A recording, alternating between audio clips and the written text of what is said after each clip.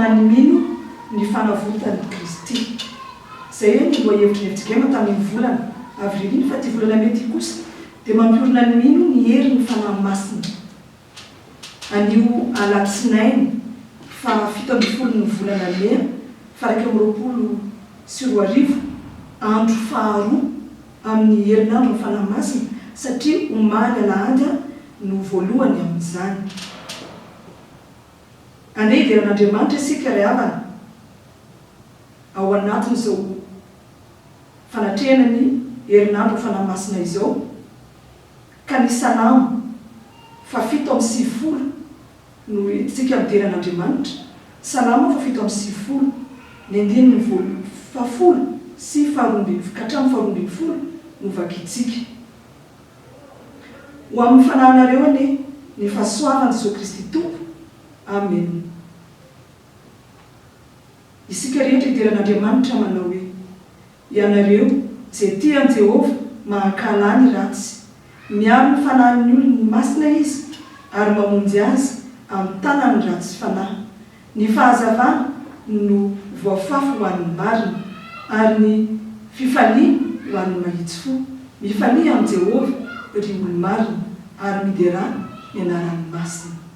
Amen. Ny hira fa 4:40 am'zato no etika idiran'Andriamanitra ny andininy fahatelo.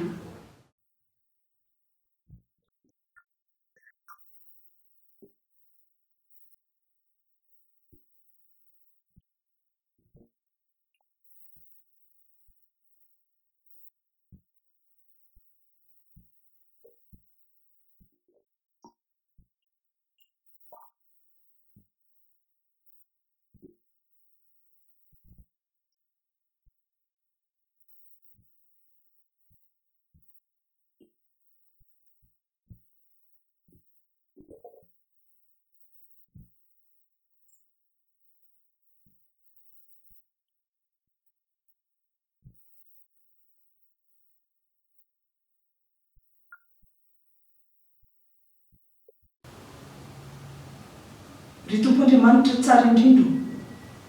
tsy hainay tsy hisotranao ideran-kalaza fa no fitahianao tokoa mbola nahatraranay indray ity fotoana ity, izay fotoana ahafahanay miaraka miombona mivavaka amin'izao ora sy fotoana izao. Andriamanitro, sambatra izahay manana anao Andriamanitra, dia ianao ilay Andriamanitra ray zanaka fanahy masina. Misotranao izahay Tompo no ity tontolo andro ity,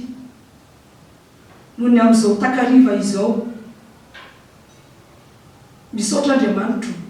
fa nitantananao tokoa izahay na mivoaka na miditra ny tokantrano misy anay. Misaotra Andriamanitra fa na miaina ao anatin'ny valanaretina ary izahay dia tsapanay fa eo ianao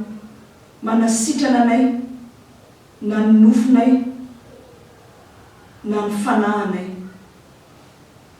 Misaotra Andriamanitra fa mbola avelanao ihany koa izahay hidery sankalazanao ary ankehitriny Tompo mino sy matoky fa marina ny Andriamanitra ivavahanay. Ianao ranonteny, misy roa na telo mivory amin'ny anarako ianao eo afovoany. Tompo Andriamanitro, ny angatanay aminao, ankasitrao ny vavaka izay ataonay sy izay rehetra manao izany any rehetrarehetra any. Naiza misy anay rehetra. Tsapanay Andriamanitro ny fitahinao, ny fahasoavanao, arotsaka ao amin'ny lanitra itoeranao io. Ary tsapanay fa manan-karena zany ianao, tsy mitahiry izany ho anao irery ianao, fa mandrotsaka amin'izany ho an'ny olonao rehetra. Saingy izahay Tompo mora mihodina amin'ny fahotanay. Inona moa Tompo ny zavatra tsy efa vita, ny adalàna efa natao. Kandreto Andriamanitro, mifona aminao izahay eto apotitry ny azo fijalinao mifona izay ny amin'ny fahotana rehetra mihitsy indraindray izahay mitady anamary telo fa malaky hita maso reny sofina hitany tananay reny rehetrarehetra ireny ka morabavy izahay mifona izahay Jesosy fa manao izay mampalahelo anao matetika mihitsy Andriamanitro toy ny manao tsinotsinony ny rano somadio na latsakao izahay ka ndreto Andriamanitro mifona izahay isam-pianakaviana any atokantrano rehetrarehetra any ankehitriny Andriamanitro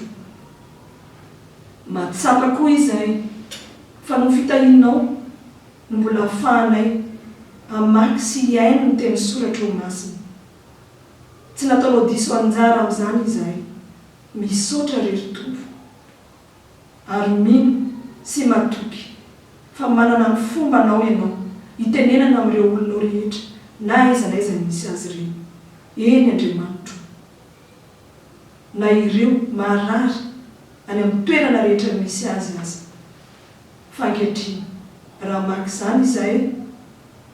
dia engany eny teninao mba ho sakafom-panahinay tokoa satria fantatray fa mamelona ny finoana ianao mampitombo izany ny teninao Andriamanitra ka mangataka anao fanamasina hiasa manankera ety anatinay ahaizanay indray mandray ny tianao ambara noho ny aminao Jesosy Kristy no anaovanay izao vavaka izao misaotra tompo amen.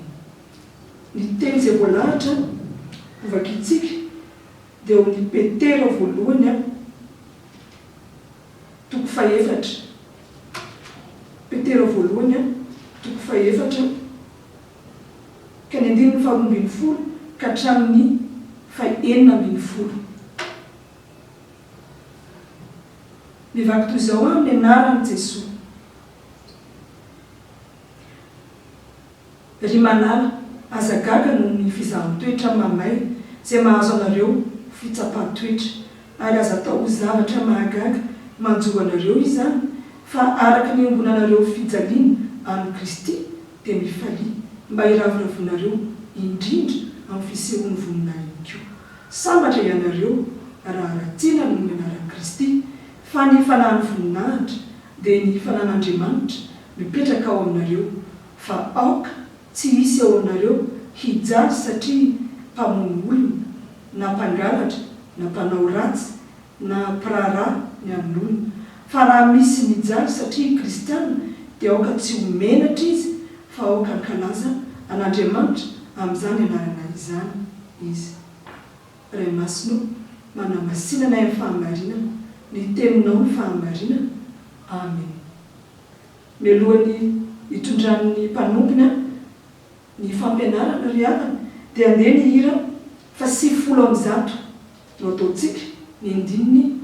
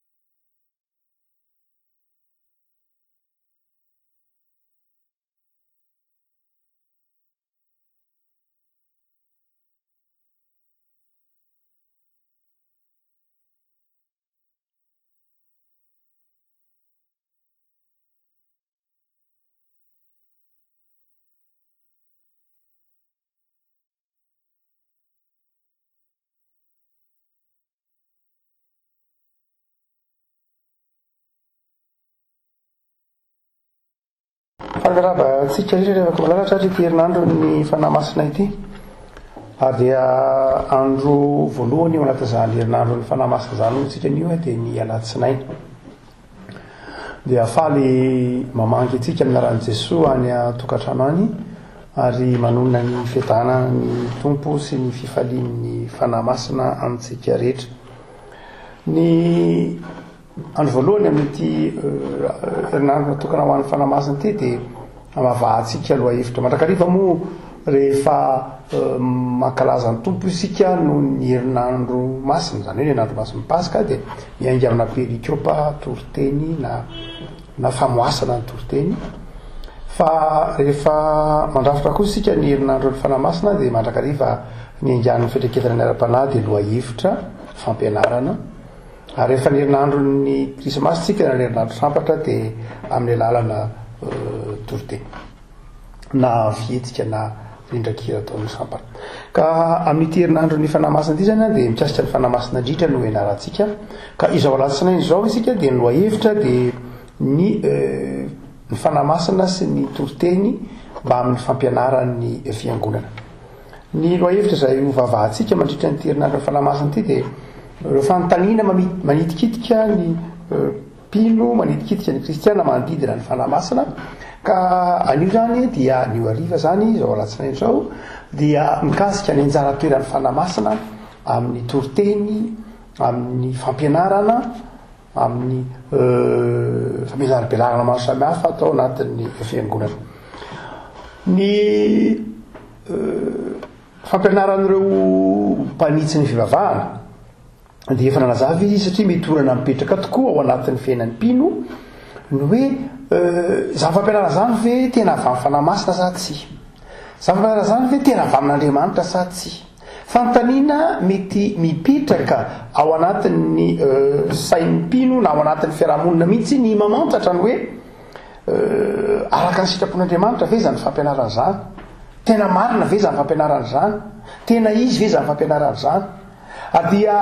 mazava ny fampianaran'ireo rain'ny fiangonana na i Martin Luther na i Calvin na ireo mpiara-dalana maro samihafa, ireo teolojiana maro samihafa na ireo ray aman-dreny mpitandrina FJKM mazoky nandalina maloka eo fanamasina dia manana valiteny mazava mihitsy ny hoe izao no fomba ahafantaranao ny fahamarinan'ny fampianarana, ny fahamarinan'ny fanazavana na ny toriteny izay ahambara ry avako malala. Fa azavaitsika aloha ny fomba fijerin'ny protestanta na fomba fijerin'ny fiangonana ny atao hoe fampianarana na toriteny. Ny mpino dia mino an'Andriamanitra raha zanaka fanamasina. Zay no inotsika.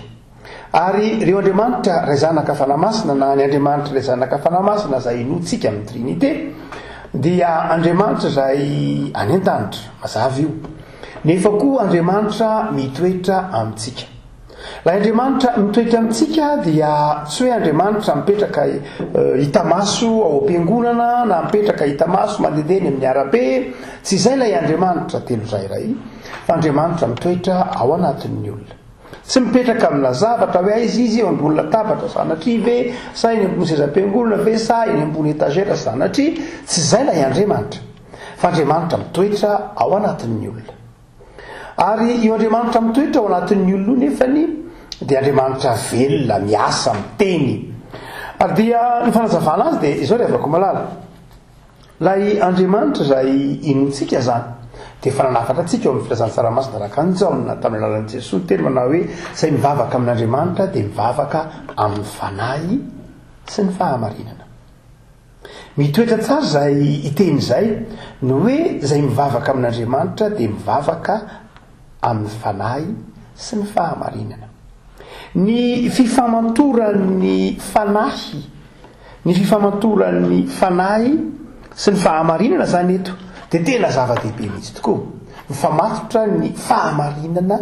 sy ny fanahy. Ny fanahy dia milaza hoe tsy hita maso Andriamanitra. Ny fanahy dia milaza hoe tsy voafetra ny toeran'Andriamanitra. Ny fanahy dia milaza hoe tsy azo efesin'Andriamanitra. Fanahy dia izay mivavaka amin'Andriamanitra dia mivavaka amin'ny fanahy zany hoe Andriamanitra dia afaka manatitra anao amin'ny toerana rehetra, mahita anao amin'ny toerana rehetra. Ravan'izay zay fanazavana zay sady zany rehefa malala miferitreretana aminao hoe raha tsy ao am-piangonana dia tsy afaka hiresaka amin'Andriamanitra. Afaka miresaka amin'Andriamanitra ianao am-piangonana tsy hidikevitra zany, fa afaka miresaka amin'Andriamanitra koa ianao any amin'ny efitrano fandriananao. Afaka miresaka amin'Andriamanitra raha teo koa ianao na dia amin'ny telefônina aza. Andriamanitra dia andriamanitra fanahy. Dia hoytsika manao hoe izay andriamanitra telo zay raizay nefany dia nanome tsindrimandry ny filazan'ny Petera azy hoe ny soratra rehetra zay amafisina hatrany boky ny testamenta taloha io fa andriamanitra dia nanome tsindrimandry vokatry ny fitariany fanahy masina dia nanoratra ny soratra masina ny olombelona ny mpanompon'Andriamanitra. Andriamanitra zany tsy nampanao soratononona akory Andriamanitra na dicté na koa nanakidiny baiboly avy tany an-danitra fa nisy ireo mpanompon'Andriamanitra zay nitsondriny ny fanahin'Andriamanitra nitariny ny fanahin'Andriamanitra dia nanoratra ny afatr'Andriamanitra ekeny fa tsy ny afatr'Andriamanitra rehetra akory ny momba an'Andriamanitra rehetra akory no voasoratra ny mpanompon'Andriamanitra mazava zany fa matory ny voasoratra ny mpanompon'Andriamanitra dia noho ny fiangonana fa ampy ahafataran'ny olona an'Andriamanitra, ampy ahafataran'ny olona ny tenany, ampy ahafataran'ny olona zay miandry azy amin'ny finoana. Ny baiboly zany miteny resahana io. Ny baiboly zany dia izao mivavaka amin'Andriamanitra isika mivavaka amin'ny fanahy sy ny fahamarinana. Fa Andriamanitra kosa dia nanome antsika ny soratra masina amin'ny alalan'ny baiboly. Ny soratra masina mazava ho azy soratra io. Soratra io.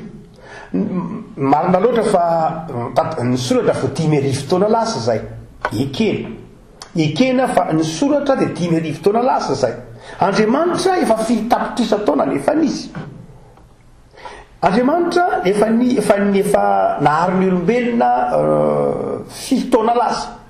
Ataovy hoe niteny azy, niteny ifandraisantsika niteny zany dia miheverin'ny olona ho any amin'ny asa 4,000 taona any ho any nisy ny fitenenana teto ambonin'ny tany. Ary 10,000 taona eo kosa zany zay no nisinny atao hoe soratra. Dika zany dia izao tsy milaza zany manao hoe ako Andriamanitra nge atalohana ahafantaran'ny olona ny fitenenana azy dia ahoana ny fomba fandraisany tamin'Andriamanitra, talohany nahafantaran'ny olona ny soratra ary dia ahoana ny fomba nyfandraisan'ny olona tamin'Andriamanitra. Fa izao ity eto-piasanantsika ity dia soratra na ny baiboly nomeny Andriamanitra atsika na nomeny ireo mpanompon'Andriamanitra atsika hahafantarantsika n'Andriamanitra. Ny tsy tokony ho androntsika dia izao Andriamanitra dia miteny amin'ny olona amin'ny fotoana rehetra arakaraka izay fomban'ny olona. Atsika antoka fa na dia mbola tsy nisy soratra azy zany ataovy hoe tany amin'ny 9,000 taona fefa nisy olona dia azontsika antoka fa niresaka tamin'ireny olona ireny Andriamanitra amin'ny fomba ahatakarany olona azy. Mbola tsy soratra zany tamin'izany fotoana zany, mbola tsy soratra fa mety ho fihetsika, mety ho sary na tamin'ny 4,000 lasa taona tsy mbola nisy fomba fitenenana tahaka izao tenenantsika izao zany, mbola tsy nisy teny fa mety ho fihetsika ny fampitenenana, mety ho ataon'ireo miteny teny frantsay mime, mety ho zay ny fanakalozan'ny olona fa zao hain'Andriamanitra ny resaka amin'ny olona amin'izany fomba rehetra zany. Nahoana dia ny valiny dia izao noho ny fanahy masina ao anatin'ny olona. Ny fanahy masina ao anatin'ny olona zany izay napetraka Andriamanitra, namponen'Andriamanitra ao anatin'ny olona no mampifandray amin'ny olona amin'Andriamanitra. Ka na mbola tsy nisy soratra ary, tsy mbola teo ny soratra masina, na mbola tsy nisy teny azy tovetana ny 4,000 taona dia efa nifandray tamin'ny olombelona Andriamanitra tamin'ny alalan'ny fanahy masina. Hoy tsika zany amin'ny fantarina manao hoe dia ahoana zany ankehitriny, todika amin'ny ankehitriny tsika misy teny, misy soratra ary mety misy zavatra be dehibe raha hoentina mampita fahalalana. Ahoana no ahafantaran'ny olona fa marina ny fampianarana anankiray. Dia ny fampianarany ataontsika hoe ireo ray aman-dreny ara-pivavahana, mpalitsy fivavahana dia farafakely milaza hoe reto zavatra roa reto no handrefesatsika: ny fahamarinany fampianarana, ny fahamarinany tenin'Andriamanitra, ny fahamarinany zavatra izay ataontsika fanazavana, ny famoahana ny hevitra soratra masina. Ny voalohany dia izao ny soratra masina. ny soratra masina sy ny fanahy masina dia tsy afa-misaraka. Ny soratra masina sy ny fanahy masina dia tsy misaraka. Zany hoe rehefa manazava zany na ao anatin'ny toriteny na ao anatin'ny fampianarana dia izao miainga amin'ny soratra masina, tsarainy ny soratra masina, hamariny ny soratra masina. Zay ny fampianaran'ny fiangonana. Rehefa ny fampianarana no hamariny ny soratra masina, tsarainy ny soratra masina, dia zay nataon'ny fiangonana hoe marina izy. Latsaka miditra landalina koa isika. Ny soratra masina ampianarana antsika ity dia soratra masina atao hoe kanonika, zany hoe soratra masina efa neken'ny fiangonana nandritry ny taonjato maro, na ny soratra masina testamenta atao aloha izay efa nekena tany amin'ny synoda, ataontsika hoe synodan'ny Jamne, izay efa taonjato voalohany talohan'i Kristy, dia efa nekena hoe reo ny soratra masina testamenta taloha. Soratra masina testamenta vao no hamafisina nanomboka aty amin'ny taonjato faharoa fahaefatra hoe reo ny soratra masina testamenta vaovao, dia izay no antsoina hoe kanonika. Zany hoe ny soratra masina fampianarana antsika ity dia soratra masina izay tsy ampiana, tsy analana intsony. Ary matotsika rehefa ko malala tsy manampy an'izany dia ny fanekentsika, ny fitarihin'ny fanahy masina sy ny fanekentsika fantarihiny fanahy masina ny olona tamin'ny fotoanandro. Nanapaka hoe ny fiangonana tamin'ny fotoanandro hoe reto ny soratra masina testamenta taloha, reto ny soratra masina testamenta vaovao. Misy ihany karazana fivavahana sasany manampy zavatra hafa hoe ty misy soratra masina hoe misy fivavahana hoe ty misy fanaparana vaovao. Ohatra hoe ny ataontsika hoe ny fiangonan'ny Mormon ohatra, dia manana boky antsoina hoe livre de Mormon, izay manampy ny soratra masina hoe ty ny soratra masina dia ty misy fahitana vaovao zay nambarany hitan'ny Mormon. Dia ny fiangonana rehefa malala dia tsy manaiky ny fiasan'ny fanahy masina amin'ny olona amin'ny olona zay tarihiny ny tombatra amin'ny fiangonana, fa izao tsy mampitovy mihitsy ny fampianaran'olombelona. Na ataontsika hoe tsy mandray tsy mampitovy tsony na inona mety ho fahitan'ny olona anankiray ankehitriny, na ny fieveran'ny tenany na ny fieveran'ny hafa azo tarihiny fanahy masina, dia tsy eken'ny fiangonana mihitsy ny hanampy itsony ny soratra masina ho hanampy zany. Andro hoe ampiana tovànana soratra tahaka izao ny Baiboly. Ampy ny fiangonana zany. Ny fiangonana zany tsika pindra dia efa manaiky ary efa resy lahatra fa ity soratra masina fampianarana antsika ity dia antsoina hoe Baiboly. Io no ataontsika hoe texte na soratra kanonika, tsy ampiana, tsy analana. Ary avy amin'io no hitsarana ny fampianarana maro samihafa, na ny fiainan'ny fiangonana na ny fiainan'ny tsirairay mihitsy ary. Ny soratra masina no mitsara antsika, mitsara ny fihetsikitsika, fiainantsika, mitsara ny hataontsika ny soratra masina. Mety azo dikevitra ihany ho an'ny hafa le izy manao hoe ka soratra masina ve zany tsy mivoatra, soratra masina ve zany sy ny sisa rehetra. Fa ny foto-kevitry Jean Calvin dia tsotra manao hoe, satria tamin'ny andro dia efa nisy manao hoe fa ka soratra masina ngamo Andriamanitra voafarotry ny soratra masina, fa ka soratra masina fa ngamo Andriamanitra lasa kely ny soratra masina indray ve zany Andriamanitra, satria lasa sy voalaza ny soratra masina momba n'Andriamanitra ihany ve zany ny lazay. Tsy afaka malala Calvin na inona dia izao mampididoza zay mihitsy voalohany nampiasainy ny fieritreretan'ny fiangonana fa afaka miteny amin'ny lafin-javatra maro samihafa na Andriamanitra. Eny tokoa afaka miteny amin'ny zavatra rehetra Andriamanitra hoe Calvin, fa izao ampy izay raha zay ny soratra masina, ampy ny fiangonana izay soratra masina izay eto ampianarana antsika hitsarana ny fahafantaran'ny olona n'Andriamanitra sy ny fanoloran-tenany olona. Hotsika manao hoe ny zava-dehibe voalohany indrindra zany dia izao ny fahatakaran'ny mpino hoe ara-tsoratra masina ve, na mifanaraka amin'ny sitrapon'Andriamanitra ve, na marina ve ny zavatra izay ampianarina, na ny zavatra izay lazaina, na ny zavatra izay voasana, dia izao ny voalohany dia ny soratra masina no mitsara azy. Ohatra ka mandroso somary landala kely ihany isika dia izao zany ity soratra ito ampianarana antsika ity soratra mazava io, soratra io ary tsindromandrin'Andriamanitra ny fitarihiny fanan'Andriamanitra nampanoratan'ny olona azy fa izao ny soratra dia mijanona ny soratra, ny zava-dehibe dia izy tonga teny, izy tonga fiainana ary izy manjary aina ho an'ny olona. Dia eo no mahatonga ny fampianaran'ireo mpanisy vivavy mijanona manokana amin'ny Calvin ny antsoina hoe fijoroana vavolombelona ao anatin'ny fijoroana vavolombelona ao anatin'ny mpino ataon'ny fanahy masina. Ny mpino dia mandray ny fanahy masina vokatry ny batisa. Ny mpino dia mandray ny fanahy masina vokatry ny famelan-keloka ny raisiny. Ny mpino dia mandray ny fanahy masina vokatry ny finoany an'i Kristy. Dia ny faharoa zany manambara ny fahamarinan'ny fampianarana re etseroa ny tsara dia zao tsy sotra masina ihany zay mazava fa ny mpino koa dia manana ny fanahy masina ao anatiny. Ary eo ampiainona ilay fampianarana izy, eo ampiainona ilay toroteny izy, eo ampiainona ilay fijoroana vavolombelona izy, dia ny fanahy masina mibitsika ao anatiny. Ny fanahy masina dia milaza aminy, ny fanahy masina dia manamarina aminy mitoetra zany fampianarana zany na tsy mitoetra ny fampianarana zany.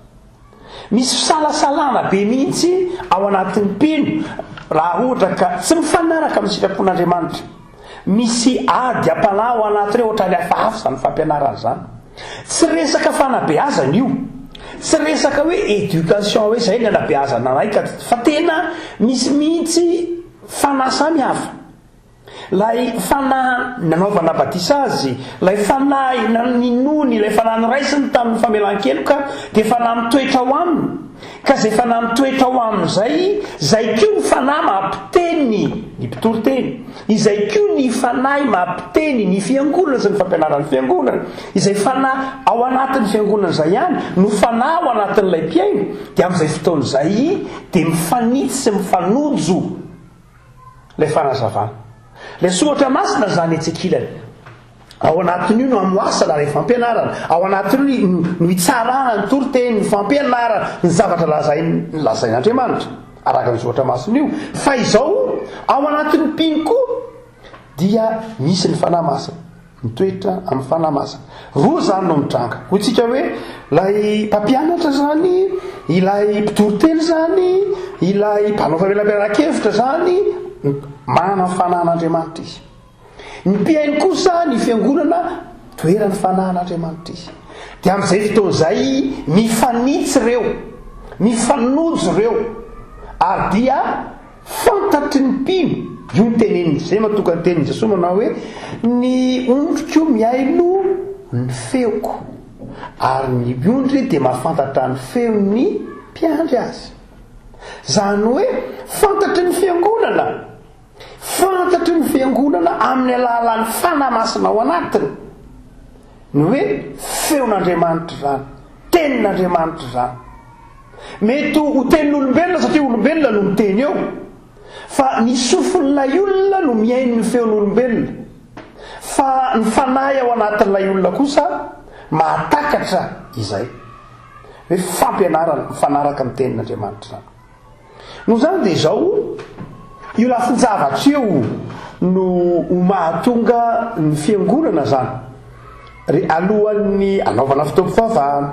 alohan'ny amakina ny soratra masina, dia mangataka ny antsoina hoe fitsilovan'ny fanahy masina izy, mba hitsilo na ilay mpampianatra na ny mpiaino ny fanahy masina ka hifanojo izay ataontsika hoe izy zay fifandraisana zay, ka hiteny amin'ny alalan'ilay toroteny lay Andriamanitra. Zao nefa andriavako malala ny faharoa ohatsika manao hoe ahoana no ahafantaran'ny fiangonana azy, ahoana ny asan'ny fanahy masina amin'ny toroteny.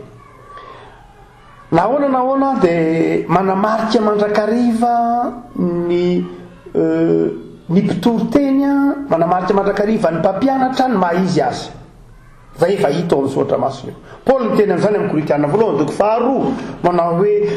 tena tamin'ny fangovitana be mihitsy ny toriko ny tenin'Andriamanitra taminareo, tena tamin'ny fangovitana be, ary ohatrany tsy fantatra kory azy zavatra lazaiko taminareo hoe mba nisy voarainareo fa zany tsisy voarainareo fa ohatrany miredreditra fotsiny a teo ampitoriana andrarera ohatrany tomany fotsiny a. Kanefa ny dikan'izany hoy Paoly dia izao,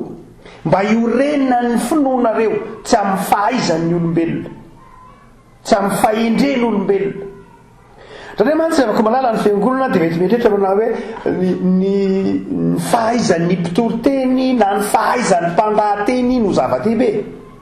Tsy zay akory no miazona ny olona amin'ny finoana, fitaovana ihany zay. Fa raha mantsy ny olona dia metrehitra manao ka zao ange tena matoa ny olona tena feno be dia be ohatr'izao dia tsy zay loatra, tsy zay eo, fiasana ihany zany. Fa hoy Paoly manao hoe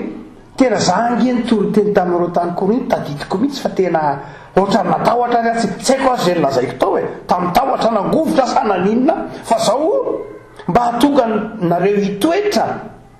amin'ny finoana no antony. Hoe tsy hoe satria nahay nitoriteny be i Paoly dia zay nahatonga nareo kristianina, fa ny fanohitra amin'izay raha no izy hoe nitonga ho kristianina ianareo, tsy hoe noho ny fahaizan'ny Paoly mandahateny fa noho ny asan'ny fanahy masina, noho ny asan'ny fanahy masina. Azay no mahatonga ny mpitoriteny na ny mpampianatra tsy eritreritra manao hoe mahatonga ny mpino, mahatonga ny afatr'Andriamanitra ho tafita dia noho ny fahaizan'ny olombelona ihany. Tsia, fa satria nahay ny teny na nahay nanazava, tsia tsy zay mihitsy. Ekena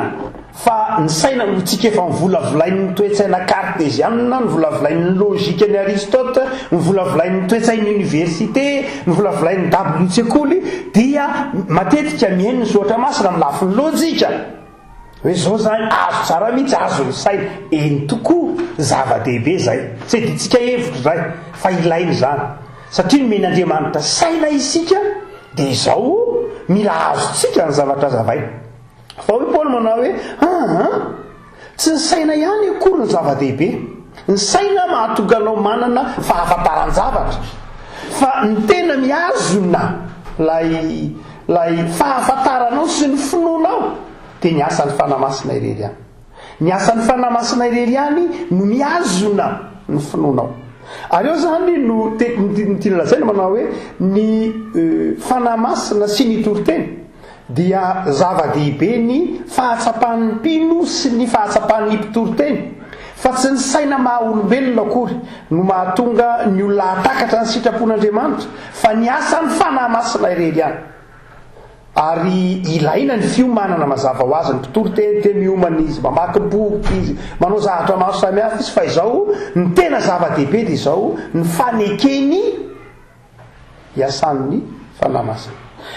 Madiva mangalasatsika raha vako malala hoy tsika manao hoe inona no fifandraisan'ny fanahy masina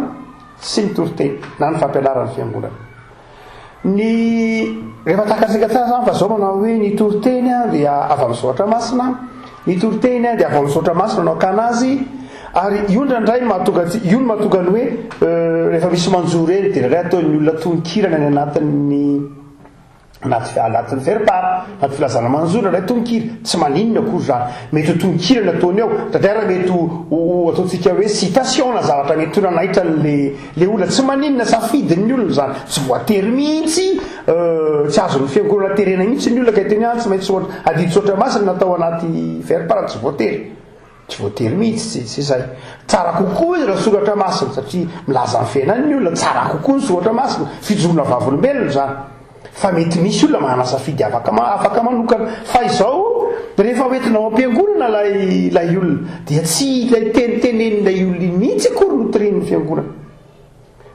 Na dia tononkira-pivavahana azy ny ataonao asa tsy fantatro hoe ira faefatra efapolo sy efajato no ataony eo na tahaka izany, dia ny mpitoriteny na ny fiangonana dia mifidy adiny soratra masina izay manakaiky an'iny dia iny no anankilana ny toriteny.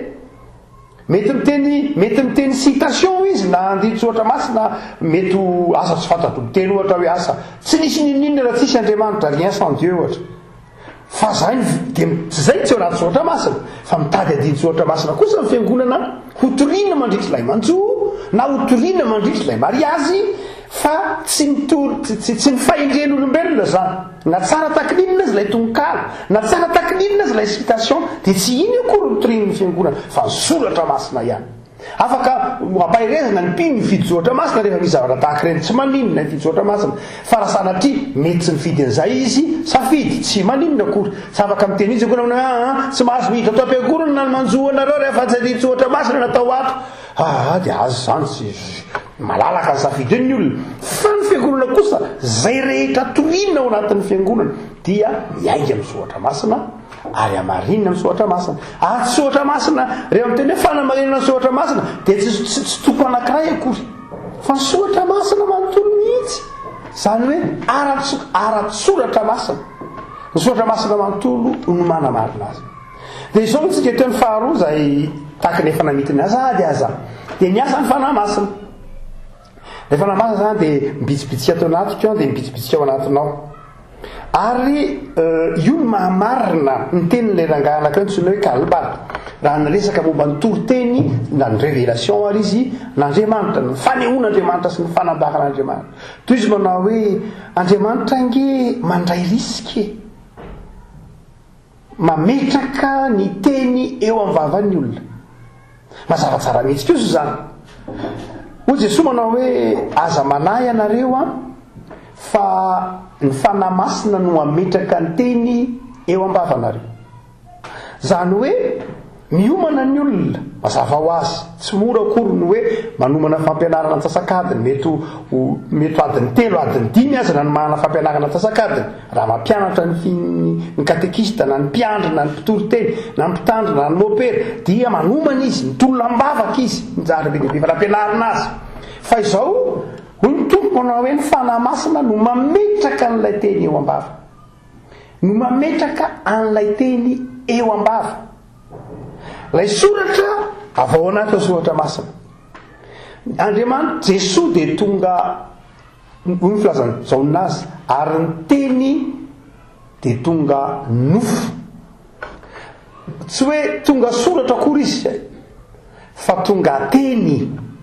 zany hoe ny tena zava-dehibe dia ny hoe ny teny tsy hoe ny soratra dia tonga nofo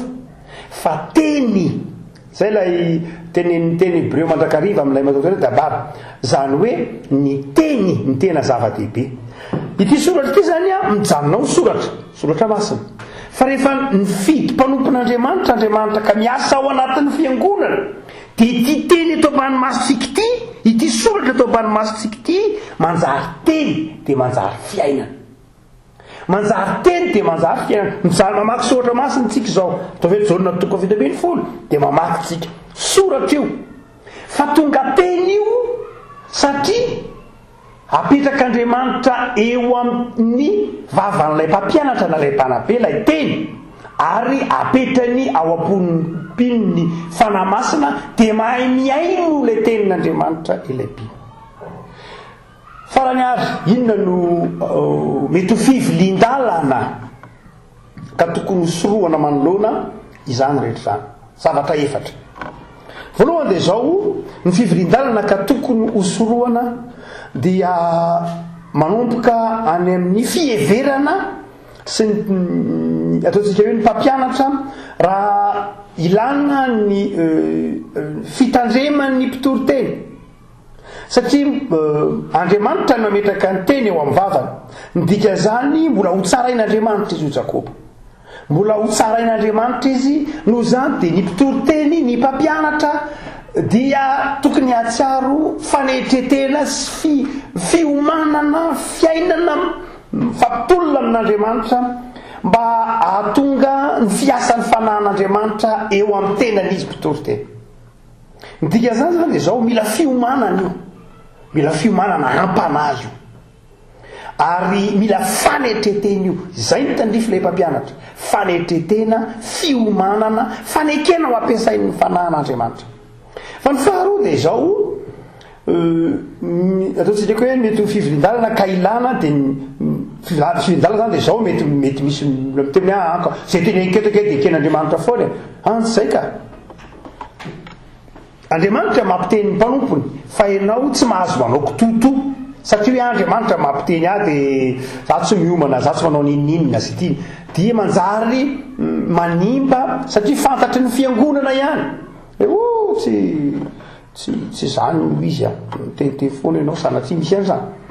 ampianatra zavatra diso ianao satria misy fanahy masina ao anatiny dia miteny tsy marina za tsy azo ohatra masina za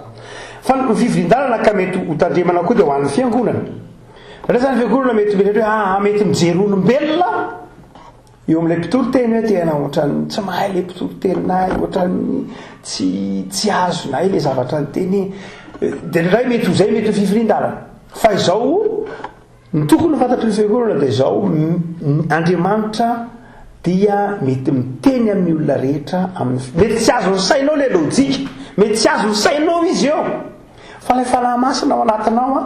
dia misy zavatra voarainao hampanahy ihany mety amin'ilay fotoana ny tenany tena tsisy ininona azonao mihitsy inona moa zany nytenen'ny olona teo atsasakadiny sady lava be tsisy ininona azoko mihitsy raha kely aza ohatra ny natory ray mety manao zany ny mpiaino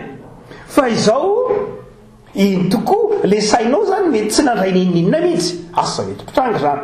fa izao ray fanahy masina ao anatinao ianao ange tsy saina ihany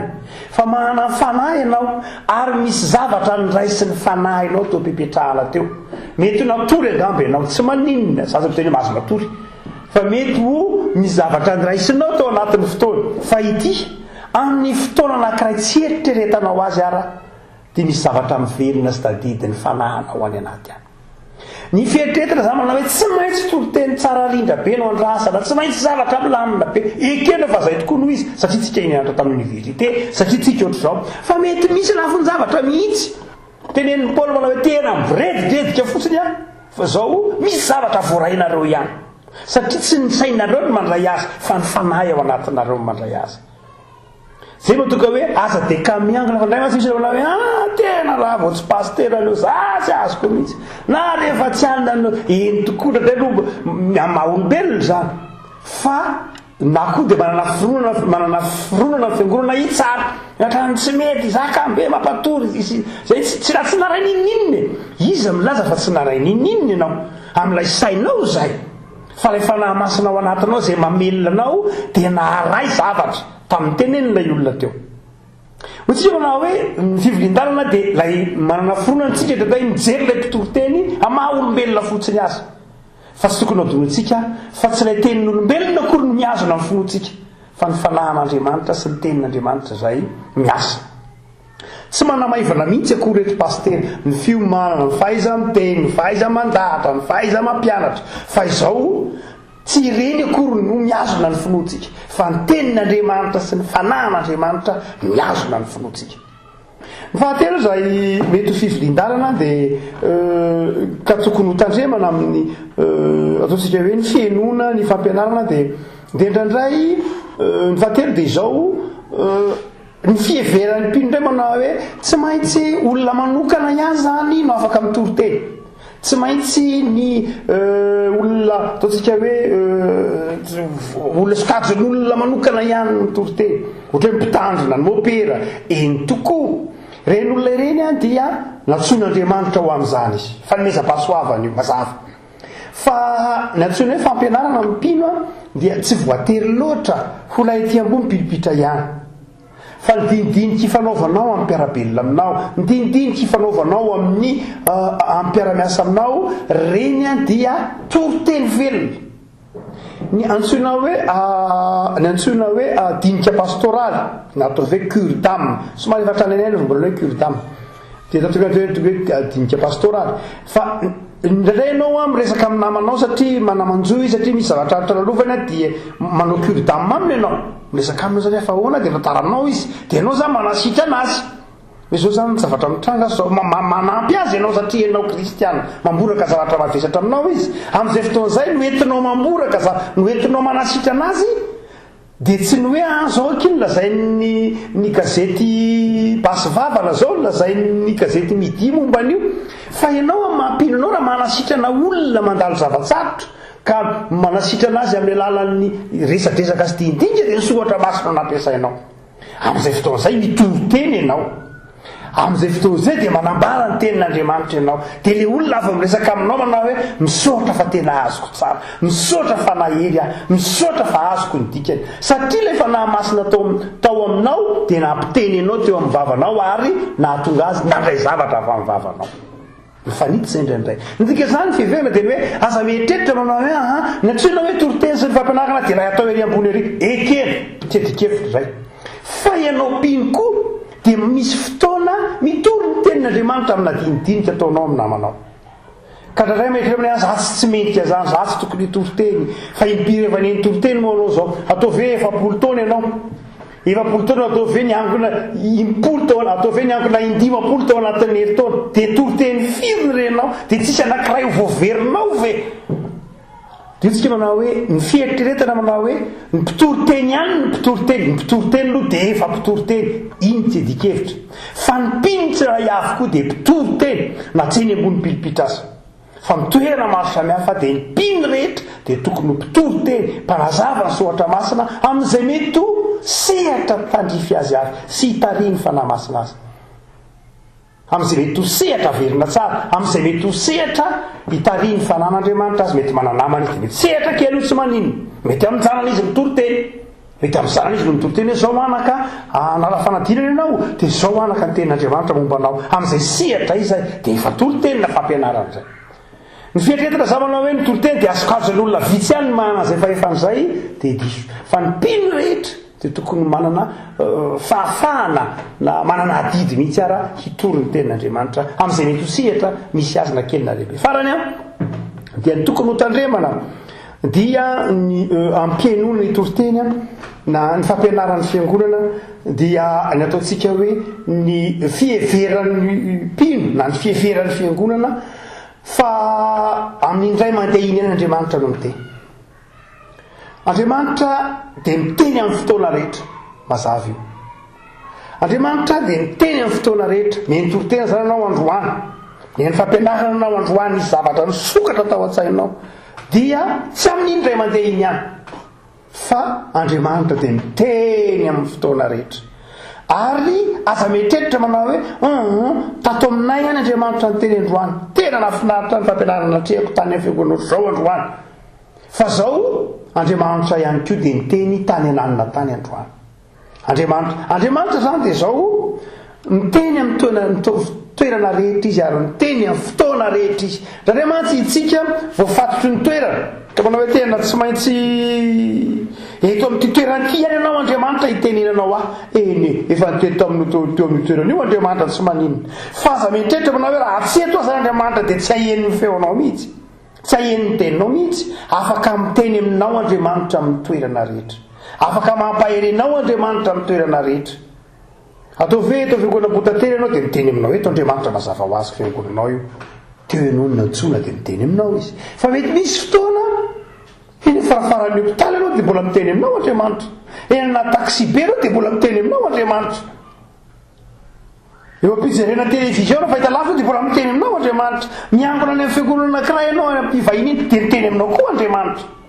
satria ny Andriamanitra ao dia afaka miteny amin'ny olona rehetra ary afaka mampiteny ny olona rehetra arak'izay tiany ho tenenina aminao afaka malala maherezara miaino ny tenin'Andriamanitra ary maherezako mizara ny tenin'Andriamanitra ivavakitsika Andriamanitra misotranao zahay fa araka ny teninao dia ny famoasana ny hevitry ny soratra masina dia tsy efa ny saina maha-olombelona fa asan'ny fanahinao masina irery ihany ny fanahinao no mibitsika tomponay ka hatakaranay ny teninao ary misotranao zahay fa tsy ny sainay no manakatra ny sitraponao fa ny fanahinao masina ty anatinay ny sainay dia varavarana idiran'ny teninao ihany fa ny fanahinao ty anatinay no mitahiry zany miazonay izany sotrano ny amin'ny fiangonanao zay omenao sy ampitoerinao aminy fanahinao ka fahantory mazava ny teninao. Dia ampahirezo ary ny fiangonanao mahatoky, ampahirezo ny fiangonanao endry, ampahirezo ny fiangonanao masina, ampahirezo ny fiangonanao amin'ny alalan'ny fanahinao masina hitory mazava ny teninao, miainga amin'ny soratao masina, miainga amin'ny teninao. Dia misotra ny amin'ireo olombao antso ao anatin'izany fiangonana izany, ny kristianina isam-batan'olona, misotra fa manana anjara ny teninao zahay, ary dia sakafo mahavelona ny fanahina izany ka namorana sarotra ny ainanay dia tsapanay fa mandresy mandrakariva izahay. Dia amin'izao akatoky ny pentekosta izao dia aoka ny fanahinao masina ty anatinay hitahiry ny fanoloran-tenanay ao aminao Jesosy hatrany. Imbonanay rehefa afaka nampianarinao anay manao hoe rainay izay any an-danitra ho amasinina ny eny anaranao.